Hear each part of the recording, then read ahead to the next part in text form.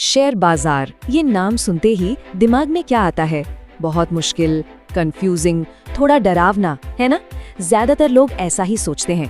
पर क्या हो अगर मैं कहूँ कि ये एक बहुत बड़े ऑनलाइन शॉपिंग मॉल जैसा है, जहां आप कपड़े या गैजेट्स नहीं बल्कि अपनी पसंदीदा कंपनियों में छोटी छोटी हिस्सेदारी खरीदते हैं। तो चलिए आज इस पूरी दुनिया को एकदम आसान भाषा में समझते हैं, एक एक करके।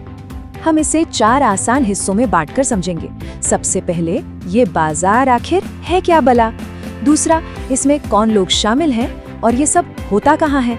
तीसरा, यहाँ असल में खरीदा और बेचा क्या जाता है? और आखिर में सबसे जरूरी कि कोई इसमें अपनी शुरुआत कैसे कर सकता है। तो चलिए शुरू करते हैं सबसे पहले और सबसे बुनियादी सवाल से कि आखिर ये शेयर बाजार है क्या और इसका असली मकसद क्या है। देखिए, इसकी परिभाषा में उतरने से पहले 1 मिनट रुककर सोचते हैं कि आखिर हमें इस पूरे सिस्टम की जरूरत ही क्यों पड़ी, ये बना ही क्यों। अगर बिल्कुल आसान भाषा में कहूँ ना, तो शेयर बाजार एक बहुत बड़ी मंडी जैसा है। बस यहाँ सब्जियों की जगह बड़ी बड़ी कंपनियों के छोटे छोटे हिस्से, जिन्हें हम शेयर्स कहते हैं, वो खरीदे और बेचे जाते हैं। ये एक ऐसी जगह है जहाँ 2 तरह के लोग मिलते हैं। एक तरफ है कंपनियां जिन्हें अपना बिजनेस बढ़ाने के लिए पैसा चाहिए, और दूसरी तरफ है हमारे जैसे लोग जो अपना पैसा लगाकर उन कंपनियों की ग्रोथ में हिस्सेदार बनना चाहते हैं। और देखिए, ये सिर्फ खरीदने बेचने से कहीं बढ़कर है। ये हमारी अर्थव्यवस्था का इंजन है। ये कंपनियों को आगे बढ़ने के लिए पैसा देता है और निवेशकों को देता है लिक्विडिटी। अब ये लिक्विडिटी क्या है?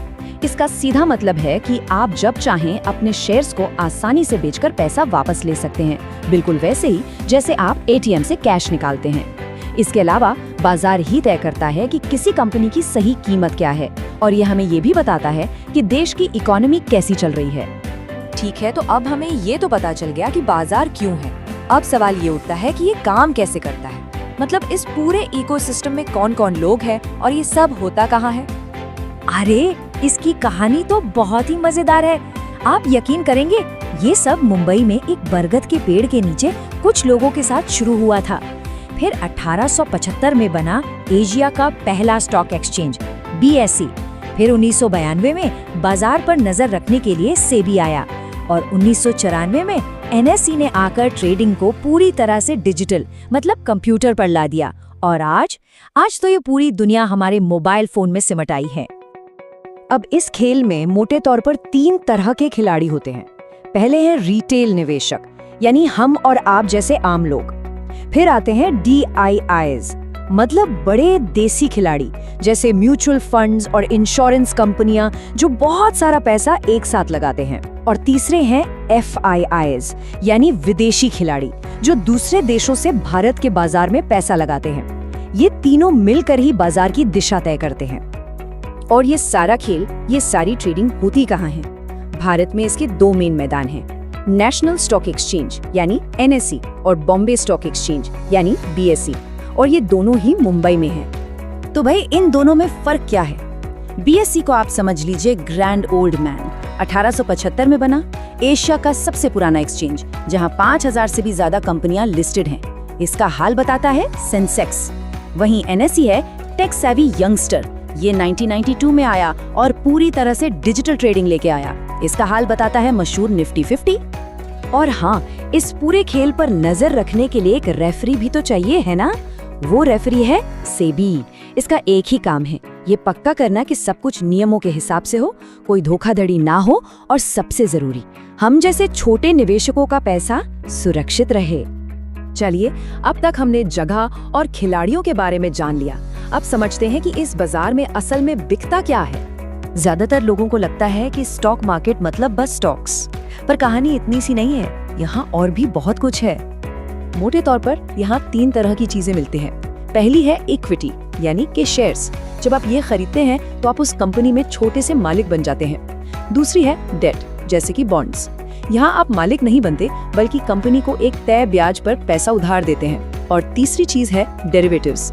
ये थोड़े एडवांस्ड कॉन्ट्रैक्ट्स होते हैं जिनकी अपनी कोई कीमत नहीं होती, बल्कि उनकी कीमत किसी और चीज पर निर्भर करती है। ये टेबल देखिए, इससे बात और साफ हो जाएगी। इक्विटी यानी हिस्सेदारी, ज्यादा रिस्क पर ज्यादा मुनाफे का चांस भी। डेट यानी उधार, रिस्क कम और रिटर्न भी लगभग तय। और डेरिवेटिव्स, वो तो भाई एडवांस लेवल की चीज है जो ज्यादातर प्रोफेशनल ट्रेडर्स इस्तेमाल करते हैं। शुरुआत करने वालों के लिए इक्विटी और डेट ही सबसे सही हैं। चलिए अब आते हैं सबसे जरूरी सवाल पर। मान लीजिए किसी को ये सब समझ आ गया और अब शुरुआत करनी है, तो पहला कदम क्या होगा? शुरुआत करने के लिए आपको 2 अकाउंट चाहिए। पहला है डीमैट अकाउंट। इसे आप अपने शेयर्स का डिजिटल लॉकर समझ लीजिए, जहां आपके सारे शेयर सुरक्षित रखे जाते हैं। दूसरा है ट्रेडिंग अकाउंट। ये वो दरवाजा है जिससे आप बाजार में घुसते हैं, मतलब इसी से आप शेयर्स खरीदते और बेचते हैं। और ये काम कैसे करता है? बड़ा सिंपल है।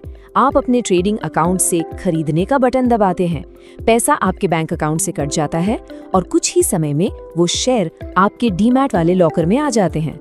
ये तीनों खाते यानी आपका बैंक, ट्रेडिंग और डीमैट अकाउंट आपस में जुड़े रहते हैं ताकि सब कुछ अपने आप हो जाए। अब सवाल ये है कि ये खाते खुलवाएं कहाँ से? तो इसके लिए होते हैं स्टॉक ब्रोकर्स, जैसे ज़ीरोधा, ग्रो, अपस्टॉक्स। इनके नाम आपने सुने ही होंगे। ये समझिए कि ये आपके और स्टॉक एक्सचेंज के बीच का पुल है, जो आपके लिए ये सारे काम आसान बनाते हैं।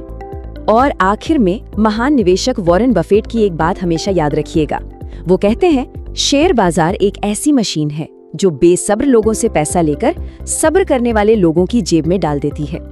तो याद रखिए, ये सिर्फ इस बात का खेल नहीं है कि क्या खरीदना है, बल्कि ये धैर्य का, सब्र का खेल है।